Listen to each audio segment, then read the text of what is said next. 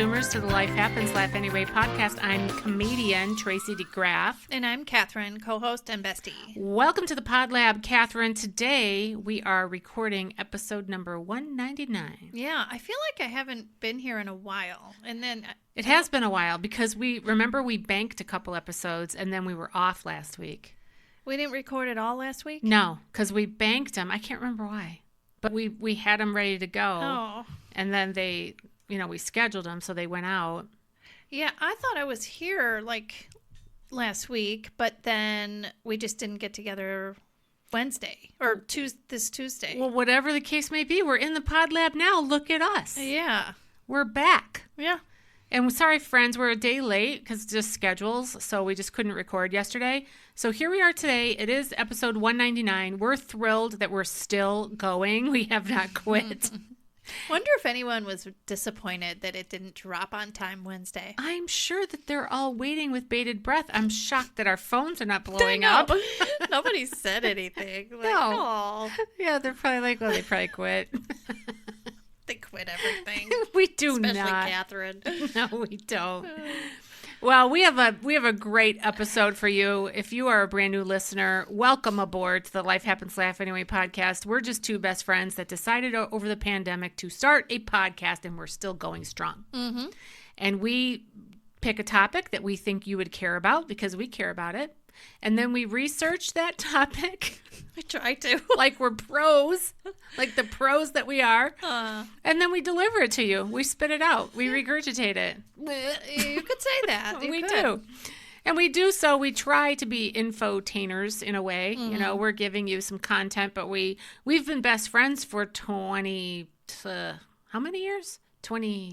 20-ish. 20-ish years. Yeah. That's a long time. Raised our kids next door to each other, so yeah, it's just a thing. And so we try to bring you this content in a way that best friends would talk about things. Yeah. Sometimes I throw her under the bus. Sometimes she throws me.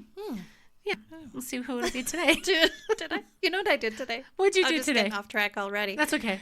I was making a fine stew out of this, and I say fine because it's this recipe book for fine meals and fine stews, and I never did this type of stew before, and I'm like, I feel like I smell like it, and that's so it's bothering me. That's why I brought it up. Do you smell it?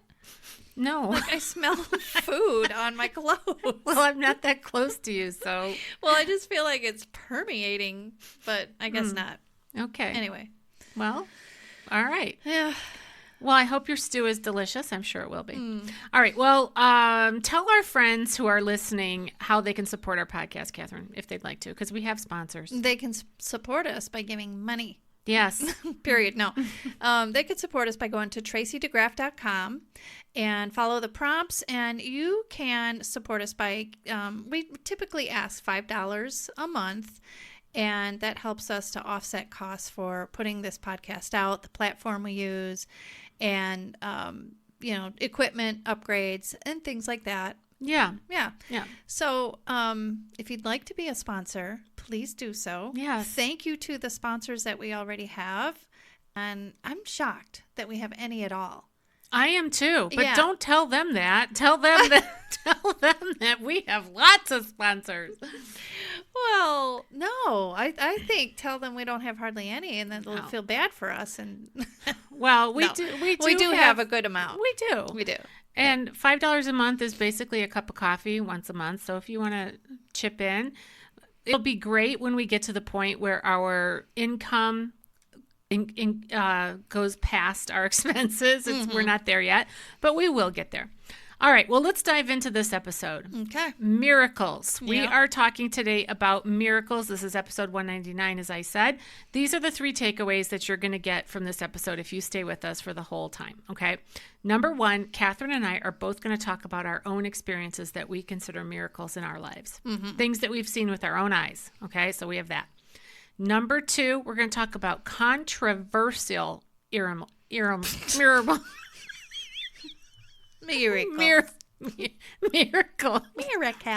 Oh my gosh. I wonder if the editor thing will bleep that out.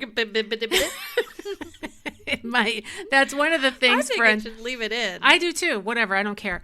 That's one of the things that we pay for is now we pay an editor. It's an AI wow. editor. Yeah. It runs through this AI thing and it pulls out all the ums and oohs and ahs and Stuttering and whatever. whatever. And now I'm drooling.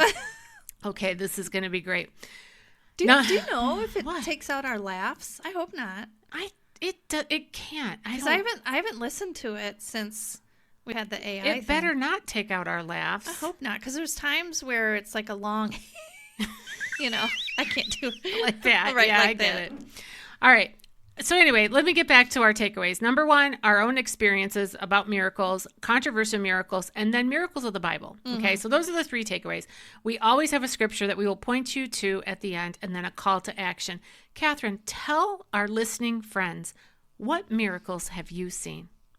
Well, okay. I consider this a miracle. Our daughter Emily, when she was born with a birth defect. And so she was a tiny, tiny baby, very small when she was born, 6 pounds something. And they had to do open heart surgery on this tiny baby, this tiny precious baby. And the fact that mankind can do surgery at all, like organ transplants and intricate portions of whatever they've got, getting in the brain, all those things are miracles. The fact that God has made mankind so intelligent that they can do these things is a miracle. But back to my daughter. So she had open heart surgery and like her aorta and pulmonary artery, I think it is, were crisscrossed. So the plumbing in the heart was wrong and they fixed it. And she survived and she's 27 years old now. Yeah, Healthy. it's amazing. It is amazing. That is a miracle. Yeah. I think that's, I think that's my top of the list, besides even the fact that babies, like, okay, remember that time we looked up, and I have no idea why, but we were traveling and we're trying to stay awake, and the miracle of sperm meeting the egg, like when it swims up, and then the survival rate is very, very low. It's incredible. I remember that like it was yesterday, and it was so long ago. Yeah. And we were both amazed. I mean, we've both been mothers forever, so we obviously knew how life worked. Yeah, but then we're like, oh my gosh, it is a total miracle that anybody gets pregnant at all. Because it seems like it seems easy. I know it's not, but when we looked that up, for whatever reason it was like, oh my gosh, that's a miracle. And let me get my notes because my phone went black. Oh, my mom and dad. Okay, so the fact that they even met and the way my dad sought my mom out was a miracle, because he was from the States. She was from England. They met when he was in the Air Force. And she was on a date. No, I'm sorry. She was out at a dance. I'm distracted by a phone call I'm getting. Anyway, and they went their separate ways. And then my dad went through, like, he didn't know where my mom lived or anything. He just remembered a couple things she mentioned. And so, you can't search anybody back in the 60s, like how you can now. And anyway, he did all these things to find her and showed up at her door. She wasn't home at the time, but her mom was. So she let him in. And so that was like a fun little miracle. That you wouldn't even be here if it weren't for that. Right. There you go. Yeah. That is a miracle. But I was going to also add, that's not the one I was going to talk about, actually. So my parents just had this relationship that was very difficult. Yeah. And they kind of, my mom was living in one house, my dad in another, and nobody thought they were going to come to terms, and in fact, it seemed absolutely impossible. And they did. And that was a miracle. And I don't want to talk negative about my parents, but I just want to point out that they came back together, and that's a miracle worthy of mentioning, because God can do anything, and they did get back together. So it was beautiful. Yeah. And now, of course, your dad has passed away, and they reconciled prior to that. Exactly. And they were on in years. I mean, the kids were grown and gone. They had a bunch of grandkids, and they just drifted apart. And as you said, we're living apart as well. And then Shazam, it really was a miracle that they came back together. And your mom, when she, okay, so for those of you that don't know or haven't listened before to know that Catherine's mom has Alzheimer's, but she used to talk more about your dad. I don't know that she's doing it so much anymore, but she remembered him with such fondness. Oh, yeah. That's a miracle, too. It is. Yes. She didn't remember any of the No, she tumultuous did years. not. No, only the good about him. So that's, thank you. That was a miracle, too. An absolute miracle. A good one. Yeah. I love that. Well, I think all miracles are good. Yeah. So. Anything else? No, that's it. All right. Well, I have a few to share as well because, first of all, I do want to share this. There's a definition of miracle because I guess you could say, like, what is it, right? What constitutes as a miracle? How do you say, check, that's a miracle? Well, here's the dictionary definition. It says a surprising and welcome event that is not explicable by nature or scientific laws and therefore is considered to be the work of a divine agency. There we go. You can't explain it. You can't, science doesn't work. Yeah. You can't, logic doesn't work. Okay. So when I was a brand new mom, I was 24 years old. I had a brand new baby, my oldest son, Nate. He was a month old. And at that time, my mother, who has been passed away now for 30 years, she was sick with bone cancer. Yeah. And this was her first grandbaby. And I lived an hour and a half away from my parents. Well, I would throw the baby in the car once a week and drive out to my mom's so she could spend time with her grandchild. Yeah. And I would spend the whole day there at my mom's house. And she would give him a bath and, play with him and all that. And I would do my laundry at their house because we didn't have a laundry facility in our apartment. And I would have had to take him to the laundromat. So that was sort of my weekly load up the car with the laundry and the baby, go see my mom and dad. And then I would come back that night. Well, I was exhausted because I was nursing the baby. I wasn't sleeping at night. Yeah. And I was exhausted. Yeah. So on the way home, after this full day of doing the laundry and playing with the baby and being with my mom, I fell asleep at the wheel. Yeah. And I was on an interstate. I was on Interstate 80. I was driving back home, and I went off the road. Girl. And I went into the grass that was in between the two different, the east and the west interstate. And my car spun around. First of all, I went off the road, and then I woke up. Yeah. And I jerked the wheel because so scary. It was just a reaction. Right. I jerked the wheel and the car started spinning, like doing a donut in the middle of the interstate. Oh, so frightening. And I don't know how many times it spun around because it was all happening too fast. Yeah. But it did kind of seem like I was in slow motion. Well, then the car slid back off the road and was facing the opposite way of the way that I was going. Oh my gosh. And it stalled. And it was in tall grass. There was nothing near me. There was not a single truck near me. There was not a car near me. There were cars and trucks in front of me and behind me. Yeah. But Thank right God. where I was, nothing. Nothing. Thank God. Miracle. There was concrete pillars and such in the median or in that space, Yeah. in front of me and behind me. But right where I skidded off the road, nothing. Wow. And the car wouldn't go back on. Like I was hysterical. Yeah. So I was crying. The baby was crying. Yeah. The laundry had tossed all over the whole car. And I couldn't get the car started because it was in drive. Oh. And It was in drive when it stalled. And all I had to do was put it in park. But I was just like not You figuring shook it up. out. Yeah. So somebody that was driving past saw me and stopped and helped me get the car started. And he thought I was going the other way because my car was pointed that way. Yeah. And I was like, no, I'm going the other way. Oh, thank God. And this was before cell phones. So, it was 1990. Yeah. I mean, there might have been cell phones out there, but I didn't have one. I got back in the car, and of course I was wide awake now. And I drove the rest of the way home to my husband, who, he was just a young dad and just had been to work that day. And he was like, oh, what took you so long? Because I couldn't call him. Yeah. And I just burst into tears and I told him what happened. And I thought, oh my gosh, I mean, we could have been injured. We could have died. Yeah. It was just so scary. So I think that was God. Oh, for sure it was. And it happened to me a second time. I fell asleep. I know, I can't drive at night when I'm tired. I fell asleep a few years later when I was out working and I was driving home and I crossed over. It was actually on Route 45 and I was traveling south. And there's this little space in the road where you can be going south, or if you're on, there's a concrete median and then there's the northbound lanes. Well, I fell asleep, veered off into the northbound lanes, and now I'm going the wrong way. Oh my gosh. And there's a concrete median between me. Now I can't get back over. So I had to like go off into the ditch and figure that one out. But here I am to talk about it. That's twice. Do you know, okay, I fell asleep one time too.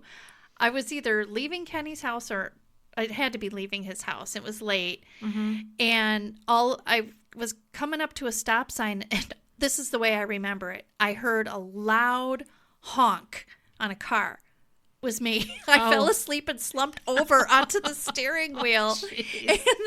And the steering wheel horn woke me up. I mean, jolted me. Yeah. And I was so startled that I was stimulated enough to drive out the rest of the way home. You know, they say that drowsy driving is just like drunk driving. Yeah. So please don't drive drowsy.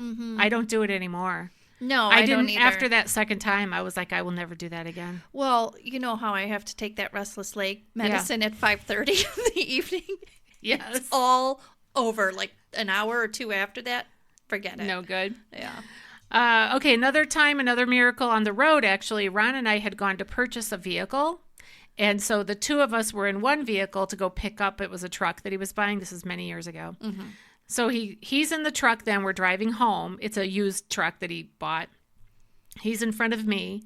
A deer ran in front of the truck. And he missed it. Oh. A second deer ran between his truck and my car. So you couldn't, it's not like a movie stunt. Like you couldn't do that if you tried. No way. I'm like, wow, the Lord is with us. So I thought those were a couple miracles. Another thing I think is miracle is forgiveness. I really believe that if you can find it in your heart to forgive someone for a grievance, that's a miracle. That's an act of God. Yeah, that is actually. As well as hard to do.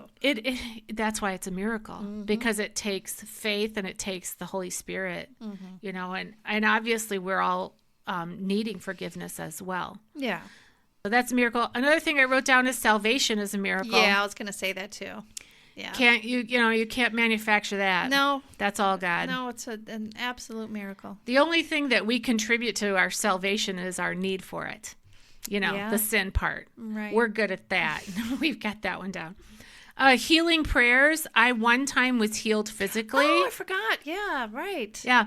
I had a back problem and I walked into this meeting. It was like a business meeting and there was a Christian there. And he said, what's wrong? And my husband was there too. And I said, well, my back has really been hurting me and I was in a lot of pain. You could tell. Because you know me, if I'm in pain, you're going to know about it. Right. So this Alex, friend of ours, he said, well, would you like prayer? And I said, sure. Yes, I would like prayer. And so then he asked my husband if it would be okay for him to pray over me. I'm like, yes. Don't just pray. I'm in pain. Do something. So anyway, he prayed over me and the pain left me. Yeah. I also had that experience, as you know, I'll mention it as well. I was doing a weekend retreat, a Christian retreat, as you know, and I got sick as soon as I got there. Like it hit me. I wasn't sick beforehand. And I was to the point where I couldn't even keep my head up on the table. Like I just got worse by the hour. And, I mean, it was as if I had been sick for days and literally hit by a truck and just, full of whatever in my chest and my head. And later that evening, we had just had a really awesome spiritual experience. And we were kind of, I guess you could say, coming down from that. And 3 women that I was with had said, can we pray over you? We're going to pray this away. And I don't remember now if I felt that that was possible to just heal like that, but I was open, that's for sure. And so they prayed over me. Two had their hands, I don't even remember where, but the one stood in front of me. And when she was praying, she prayed on the top of my head so that all of whatever was in my head would go away, and my, upper chest. And it was amazing because fast forward maybe an hour or two, and I stayed up with another gal. We just talked all night, and how I had that energy, I didn't know, but I fell asleep feeling okay. I woke up totally healed. Yeah. It was incredible. I've never since then have had anything, like that, and nothing before that. It was just unexplainable. Yeah, I mean, it's like your example, my example, those are not major illnesses, which I kind of, in one hand, I go, thank you, Lord, for healing my back problem and for healing your cold or whatever you had. But maybe I should have saved that for a more serious situation, I've also prayed for healing and it didn't come, Yeah. Yeah, it's sometimes hard to know, why it's sometimes. Yeah, I can't figure it out. Yeah. But it doesn't matter. Miracles happen. I want to share one more testimony. A young man that I went to college with, his name was John. He had a disabled arm. Okay. He was from a Christian family. I don't remember how his arm got twisted. If it was a birth thing or he was a farmer, so it could have been a farm accident. I don't remember. But I remember him sharing his testimony about how his arm was healed. And nothing changed with his arm. Oh, I think I read. Yeah. Yeah. But this is so powerful to me. He was a young person when this happened, and he was in a prayer meeting with his church, and they were asking if anybody wanted prayer. And he went up, and everybody prayed over him for healing on his arm. Nothing changed, but he felt like he was healed. And emotionally, he he was just like no longer bothered by it. Wow. Seriously. Yeah. That's a big thing. That is a big thing. Yeah. Yeah. So that was cool. One thing, okay, so I don't have any other personal stories to share, but one thing I did want to say about miracles is that, how sometimes you see on TV, like these preachers and they're blowing people over, like their feathers. Yeah. What's coming to mind too is Jesus Revolution. Yeah. Which, anyway, go ahead. But yeah, I'm thinking of those things too. Those miracles that happen. I'm thinking of the movie, but in real life, these things happened.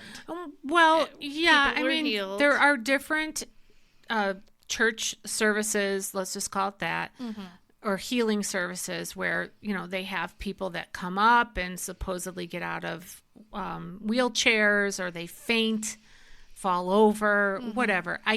I can't say that those are miracles because I don't know. Same. Right. I can watch those. I remember watching Benny Hinn back in the 80s, and he was one of these preachers that did that kind of healing stuff. And his hair was like a big comb over, and he'd be outside, and then the wind would grab it, and it would flop around like a big thing. But I want to say this about that. You cannot question or refute somebody's testimony. Right. If it's their testimony, it's their testimony. That's between them and God. So even if you're skeptical, fine, be skeptical. You don't have to believe it, because this is something intimate and personal between them and God. I can tell you, as much as you can see me right here today, I was healed of that back pain. Yeah. In that minute. You were healed at that service that you were at. You were healed of that pain, of that ailment. John was healed. When he was a boy. Because I listened to a preacher who's well known. I'm not going to name him because people would know his name, but it doesn't matter. This preacher, he claims that there are no healings without an apostle present in the book of Acts. Okay. That may be true. That may be theologically true. However, he states it with authority that Jesus, or that there were no healings in Acts. So Jesus is gone now. It's the disciples. It's the church. There were no healings in Acts where an apostle wasn't present. However, my problem with that thinking is, okay, there were no healings recorded that didn't have an apostle present, according to this Bible teacher. But that doesn't mean that there were no healings. It doesn't mean that God didn't heal someone, that you just didn't have it put into the canon, into the scriptures. And it certainly doesn't mean that there are no healings today, because there's no apostle. I don't know that there was an apostle with me when I was healed. Right. And also, Jesus' instructions are for us to heal in the name of his name. Like, we literally have that power. I don't quite understand that theology, but I know it is a command, isn't it? Yeah, and he says that we're going to do even greater things than what he did when the Holy Spirit comes on us. So I just say that to say this, and I the reason why I'm not naming that preacher is because, Do I know who this preacher is? You would if I said his name. Okay. Anyway, it doesn't really matter. I'm dying to know, though. But I feel like it can deter us from having faith that we could be healed. Right. I think that too. So in that regard, it does matter. Another example of a healing that I researched was this hospice nurse, and she had witnessed people die. That was her job, was to go and help people to die with dignity. She didn't necessarily have a faith or religion, but she had this patient who was near death. The patient was middle-aged, and so the patient's children were like in their 20s. So she was young to die, and they were young they had never been experienced, with death.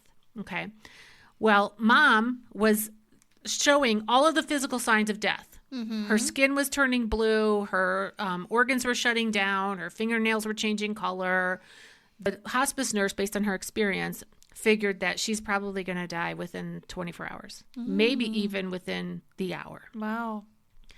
Well, so she got mom comfortable and settled. Mom was unconscious. Oh. And but breathing. And so she made sure she was comfortable in the bed and everything, and she told the children, and she had the death rattle, where like there's like secretions or something. Anyway, so she had all that going on, and there was no chance that she was coming back or rallying from that. And she explained everything to the kids, which hospice care does that. I went through that when I was 27 years old with my mom, same thing. Okay. So then it came to the time where the nurse had to leave. Her shift was over. She had done all of her work. Mom was still there, comfortable. Kids knew what to do. And she said, when mom dies, call me, and then we'll come and sign everything. Okay. So nobody calls throughout the night. The next day, the nurse checks in with her facility and says, who took care of the death that happened last night? And they said there was no death. Huh. And so she called the kids, and she assumed that they just didn't call, Yeah. And she said, how are you doing? And the kids were like, we're great. And so what happened? Oh, mom's feeling a lot better. She's eating pancakes. She's in the kitchen. Wow. She woke up and she was hungry, and they were giving her pancakes. And the nurse it was completely unexplained. Yeah. She said that's never happened. She doesn't understand why, how but she did confess. She said that the night before, when she was there, she felt like there was some kind of a presence in the room. And she felt like it was a big figure, like an angel, like an angelic being type of a presence. And she said, this is going to sound crazy. Yeah, right. And the woman did pass away. She did have a terminal illness. She did pass away, like eventually. Right. So she wasn't healed and back to life and all that. But there was a reason for that story. Yeah. Yeah. And there's other stories like that. Lots of them. There are, right. And they do happen. I do believe in them 100%. As you mentioned earlier, there are some that I do question, you know, because, well, like you said, we don't know. We're not them. Like I'm thinking about the man, I think his name was Don Piper. Oh, yeah. And he was a Baptist priest, or Baptist minister rather. And I have the book. I saw him live in person at Parkview Church. Yeah. And he was in a terrible car accident, and he died. But he was brought back to life. And he was dead for a good significant minutes or so. And he experienced heaven, he says.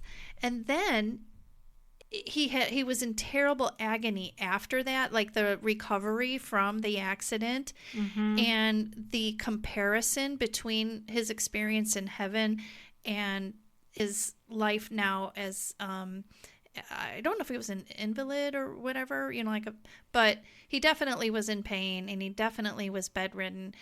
But critics say that there's nothing in the Bible that agrees with the fact that somebody can be in heaven and then come back to being alive on earth. So is that a miracle or not? I don't know. It's like miracle or mystery, Yeah. I mean, I'm looking up his story and I remember that. It's like 90 Minutes in Heaven or something like that. Yes, that's it. Yeah, that's just a tough one because it's his experience. I mean, he wrote a book. He sold 1 million copies. Yeah. He became rich. So, I mean, that would make me go, huh? What? Yeah. You know what he said? He signed my book. And then when he signed it and he gave it to me, he said, I'll see you in heaven. There you go. So, and, yeah. the Lord knows, obviously. Right. Speaking of controversy, yes. let's move on to our second point, which is controversial healings. Yes. Okay. So everybody's heard of like weeping statues. Mm-hmm. In fact, like the Virgin Mary. Yes, it's usually the Virgin Mary who weeps. It's usually that. And I was remembering when my dad had his legs were weeping from congestive mine too. heart. My dad's, yeah. And I remember joking with my dad and saying, Dad, if we could just get these tears lined up to look like the Virgin Mary, we could make some money here. Like, oh no, don't say that. Anyway, speaking of that, okay, I researched a little bit about these weeping statues, okay? There's a man in India who investigated a weeping statue that was there, and he discovered that it was actually sewage that was coming out. Really? Like it was some kind of a plumbing situation where it was waste sewage that was coming out of the statue. And he actually was charged with blasphemy for calling this out in the public. Oh my gosh. He was charged with a crime Really? of blasphemy. And he had to leave the country or face retribution. Pause. I have a question. If he was charged of blasphemy, what era would this have been? Well, it's current. It's like not that long ago that this happened because I watched him being interviewed by somebody on YouTube. It's just the law had been on the books for hundreds of years and it hadn't been, taken away. I was going to say, because there's a lot of people that could be accused of blasphemy who I don't know. charged. It's just somebody just decided to charge him with that. So he lives in Ireland now because they're not going to charge him with blasphemy over there. So he's like in exile with the Irish. Oh, wow. Yeah. Interesting. There's a book out that's called Looking for a Miracle by Joe Buckle, and it gives you 4 ways to make a statue cry. Oh, really? Yes, I did not know this. So you can build a statue with calcium chloride plus some rust, kind of a chemical thing. Oh, yeah. And then when it gets wet, it will look like it's crying blood. Oh, my gosh. And so they do it so that it comes out the eyes and nowhere else? Yes. Oh. Yes. Trickery. You can also do it where you put like some fat, like a coconut oil or something, just under the surface of some plaster or whatever, and like if there's just a tiny crack, it'll ooze out when the coconut oil is heated to a certain temperature. So if it's outside in the sun, my gosh. and so people have done this. Okay. I wrote a little note to myself that if they're selling something, they're selling something. Yes, exactly. Yes. There was a woman in Italy who used pig blood to make her statue cry. And she's now in hiding. Oh. And the commentators on this particular issue, they pointed out how unlikely it was that if it was really a God miracle, that God would use pig blood instead of human blood, because Mary was a human. Plus, she was a Jewish woman. She wouldn't really be having much to do with pigs. Well, so there was that. Monasteries in Greece, there's a bunch of weeping icons that supposedly, are over there. And some tester actually tested these like secretions that they were actual human tears and actual human blood. Now, you got to decide if you're going to believe that, I don't think so. well, yeah, it is. Yeah, God, he says something about he's not going to show up in these ways. Doesn't he say something like that in the Bible? I don't remember the exact passage, but he in Revelation we know how he's going to come back. And and that to me, like seeing tears in a statue is not a miracle. Especially if it's sewage. Well, come on now. Right. It's not even a mystery really. Well, not now anyway. But it's more of you've been hacked, or yeah. It's just, and if it were something from God, I think it'd be something a little bit more joyous. Well, I just feel like if it were a miracle that God was doing, I don't think he would use sewage. That's number one. Right. And some of the comments under these particular videos were hilarious. And one person did show, well, holy shit. I'm like, that's funny. Anyway, sorry for that. There was another. Blasphemy. There was another one. They used olive oil. And I'm like, okay, if God is going to make the statue cry, it's not going to be sewage. It's not going to be pig's blood. No, it's not going to be olive oil. Yeah. So these ones that claim that it's actually human blood and human tears and had it tested, was that somebody just taking blood and tears and putting it up there? I don't know. Yeah. But I will say this about that. When these people one day are going to hold account, right? So if they are faking this, imagine them when they kneel before God Almighty and he says, I know what you did with the statue. So anytime that there's been one of these statues, are people paying to go see it? Is that the case? Okay, there was a building in Florida that was reflecting the sun in a certain way that it showed the Virgin Mary. There was that. Oh. I read about that.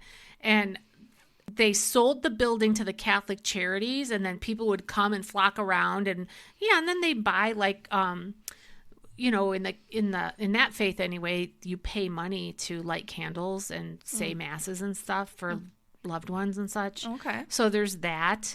Then there's contributions to whatever the organization is, so I would imagine that it's a moneymaker. I don't know. Yeah. And people go there and they want to be healed, Yeah. Which is hard when people are desperate. They're in a state of mind where they'll be like, you know what, I'm desperate. It reminds me of the crippled man in the Bible. Yes. And he was waiting all that time by the pool to be healed, and every single day he did the same old thing. And Jesus came along and said, what do you want? What are you waiting for? Walk. Yeah. Yeah, I mean, it's just crazy. But all right. That's all I have to say about controversial miracles. Well, that was fun. That was fun. Yeah. All right. What say you? Let's talk about actual miracles. real miracles that God says are, true. All right. So first of all, the resurrection. Huge. Right? Huge. That's the number one. Huge. Jesus was dead, and he was risen 3 days dead. Right? He was dead. Yeah. And then he was risen. Yeah. He has risen. He is risen. So that's the number one miracle. And it was the women who found him. That is right. By the way. Mm-hmm. Okay, the wedding feast at Cana. The wine. The wine. Love it. That was water originally. And Jesus went boopity boppity boop, and it became wine. And it was Lots the best wine. The best wine. Because usually the junk wine was at the end of the wedding, and this was at the end, toward the end. They ran out. And he made it into the best wine. Yeah. So, miracle. Okay, the transfiguration. And that was with, help me out there. Elijah? Yes, it was. Yes, it was Elijah and Moses. And when they were long gone, and then they were transfigured there before the two apostles, John and Peter. So crazy. That is amazing. Can you imagine? Right. Okay. And these are in order of what people said were the greatest miracles. So why they put parting of the Red Sea as number 4, I think that it's hard to categorize these chronologically as far as what is Yeah, that's a big one. the sea. Parting the sea is huge. But then again, so is the resurrection. Well, and it was well done with Charlton Heston. I'm grateful that it was. Yes. I mean, because, that was iconic. And that was so, like, in the 60s, right? I don't Or know when it was 50s? made. But a long time ago. And technology wasn't as good as it is now. But it was beautiful. I can't wait to watch it again. We watch it every Easter. Yeah, we do too. Well, at least part of it. Right, because it's like 8 6 hours. yeah. Yeah. Okay, so of course, raising Lazarus from the dead as well, when Jesus did that. 1956. Okay. Wow. Yeah. Dang. Yes. Our parents were just like little adults, Yeah. Anyway, Yeah. okay. Go on. When Jesus calmed the water Yep. of the storm. Yep. I mean, he just commanded it. Be quiet, waters. you know. I He know. just calmed the storm? What? Oh, and then the fact it's not on here, but when he walked on water? Oh, yeah. Can you Crazy. imagine that one? No. That'd be a good one. I can't really. Do you know my brother has a pier that he lives out, on the coast in North Carolina. So he Yes. has a pier, and when it floods, it could just be just over That's funny. and then he walks along and he water. videos himself like he's, something. Like he's got his little halo on. It's funny. It is fun. Okay, people put this as number 7, healing the woman with hemorrhages. Oh, the Like they- woman with blood? Yeah. Yeah. Mm-hmm. Well, that was a big one, too. Well, yeah. She was desperate. She was. She was desperate, was- Catherine. She was reaching out to him. And Jesus lifted her from her lowly position Yes, to he a did. position of honor. He We're did. just doing this Bible study now about Jesus and women, and it's amazing. Oh, by the way, Yeah. side note, for any women that are listening, because Yeah. most of our Oh. audience are listening are women, get that Bible study and Absolutely. do it Do in your it. church. Or even if you can't get your church on board, do it yourself because Yeah. you can get access to the video and do it at home anyway. You can. It's amazing. It's called Jesus and Women. It's by Christy McClelland, and you can get it through Lifeway or Amazon. Yeah. And it's a book, but when you buy the book, it gives you access to the video series. So then you get to watch her teaching. There's 7 sessions. She's an amazing teacher. I think it's one of the best Bible studies I've done, and I've been doing Bible studies for 20 years. 20 years? Yeah, I've 20 been doing years. Bible studies for 40 years. Yeah, and it's the and it's- best one I've ever done. Yeah, I mean, it is that good, and it's an eye-opener. There's things in there I've never learned before. Same. So There are things that Linda Sneed has never learned yeah. before. Yeah. Hello. And she I'm so glad she's in that Bible study Yeah. because she was kind of on the fence because she's also in BSF, which you and I are in 3 Bible studies at the same time. I've never done that. This is the first I have not done 3 the first for me. at once, no. But they're so good. So We Jesus and we women. sound like a couple of church We ladies. are church ladies, Catherine. Bible thumpers. I'll thump my Bible right now. Are what we are. I said shit earlier. Oh, well. Everybody Ask poops. for forgiveness. Okay, sorry, Okay. Lord. So Let's move on. number 8 is Jesus's ascension. So after he had risen and then he went didn't back die up. again. He just went went whoop back up. Yep. You know, like Star Trek. What? right Some- up. Something like He that. was beamed up. Beam me up, Scotty. Yeah. The feeding of the 5,000 Huge. out of a piece of bread, a loaf, and 2 fish, Yeah, and huge. fed 5,000. That's And a had miracle. leftovers. Hello. And the nativity. Yeah. The nativity. Jesus' birth, from a virgin. Yeah. Miracle. And John said, this is not in this list here, but John says in the book of John that there are so many that he did, they're not all recorded. Yeah. They're not all recorded. We only know of some of them. So think about that. That's amazing. Thank you for sharing all of that. Yeah. Be encouraged, friends, because miracles are happening every single day. This is true. All right. We have a scripture verse to share with you. It is Deuteronomy 10:21. And I have it right here. It says, He is the one you praise. He is your God, performed for you those great and awesome wonders that you saw with your own eyes. Praise God. Praise God. All right, our call to action is to look for the real life miracles every day. Mm-hmm. Just look around, Yeah. open your eyes, ask God to show you. Right. Even if it's, the leaves changing, which they're almost done now, but Yeah. the first snow and the fact that every single snowflake is different from another, your thumbprint is those are miracles. Your DNA, Yeah, those are miracles. There are miracles everywhere. So please look for them. Ask God to show you, to encourage you. Read about the miracles in the Bible. Mm-hmm. Yeah. So, all right. Well, you've been listening to the Life Happens Laugh Anyway podcast. I'm still comedian Tracy DeGraff. One more thing.